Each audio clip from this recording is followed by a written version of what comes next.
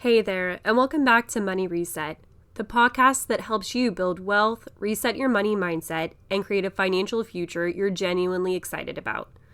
And today, we're tackling a question that trips up almost everyone at some point. Should you pay off debt first or start investing? That's a tough one, right? Because you know you should get out of debt, but you also hear that starting investing early is the key to building wealth. So, what's the right move? How do you know what's best for you? Well, I've got a super simple framework to help you figure it out. So by the end of this episode, you'll know exactly what to do with your extra money. Let's dive in. So let's start with why this is such a big deal. Some experts say don't invest a penny until you're completely debt-free. Others will tell you to always invest, even if you're drowning in debt. The reality? The best choice depends on your interest rates, your goals, and your comfort risk. If you make the wrong call, you could lose out on thousands of dollars or stay stuck paying off debt longer than you need to. But don't worry, I've got you covered with a simple rule of thumb that will make it so much easier to decide. It all comes down to interest rates. Let's break it down. If your debt interest rate is above 7%, you need to tackle the debt first. For example, let's say you've got $7,000 of credit card debt at 18% APR. That's costing you $1,260 a year in interest, more than you'd likely earn investing. So paying this off is like getting a guaranteed 18% return on your money. You should be prioritizing that. If your debt interest rate is below 4%, it's usually better to just make minimum payments and invest your extra money instead. For example, got a car loan at 2.9%. The average stock market return is around 7% to 10% a year. So investing will probably leave you better off long term.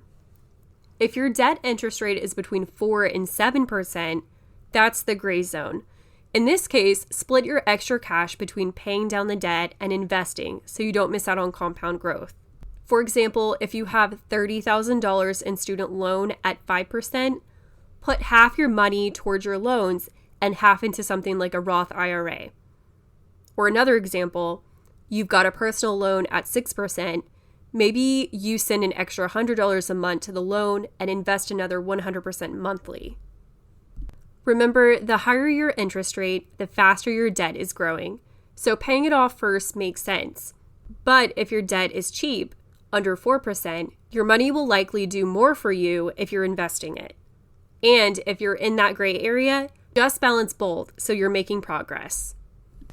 Okay, so now let's talk about the step-by-step plan so you can make this work in real life. Here's what I recommend. Build a starter emergency fund.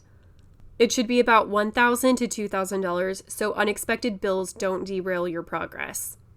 Then get your employer match. If your workplace offers a 401k match, contribute enough to get the full match. That's free money you can't pass up. Pay off higher interest debt. Anything over 7% should be your focus.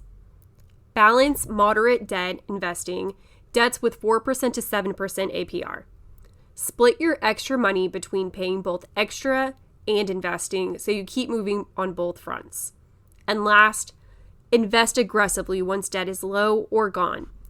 When your only debts are under 4% interest, shift your focus to investing so that you can build serious long-term wealth. This way, you don't have to pick one or the other. You'll have a plan that helps you stay on track no matter what. Okay, so let's make this real with a couple of stories. So first, Anna. Anna had $10,000 on credit cards at 18% and $5,000 in student loans at 5%. She focused all of her extra cash on the credit cards first. Then, once those were gone, she split her money between investing in her Roth IRA and paying down her student loans faster.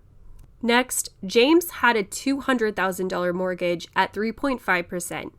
Instead of sending extra cash to the mortgage, he made minimum payments and invested all his extra cash. 10 years later, his investments grew to more than $150,000, and he still made steady progress on his home loan. Different situations, different choices, but both use the interest rate rule to make a plan that works for them. All right, let's talk about the mindset of this because no plan works if you're consistently second guessing yourself. So first, don't get stuck trying to make it perfect. Making progress is better than stressing over every detail. Second, track your wins. Celebrate each milestone like the debt you pay off or investment account growth. And last, focus on your why. Whether it's debt freedom, early retirement, or financial independence, keeping your goals front and center will help you stay motivated when it gets tough. And remember, it's not about picking the perfect path, it's about taking consistent action that moves you forward. Here's your challenge. Make a list of every debt you have with its interest rate, then sort them. Is it above 7%, below 4%, or in the middle? Use that information to create your plan. Pay off high interest debt first, invest when debt is cheap, and do both if you're in that gray zone. If this episode helped you get clarity on this big question, share it with a friend who's been wrestling with the same decision. Don't forget to subscribe to Money Reset so you never miss tips to reset your money mindset and build your best financial life. And don't miss next week's episode, Money Mindset Shifts That Change Everything. We'll dive into the powerful mindset changes that help you hit your goals faster and feel more confident along the way.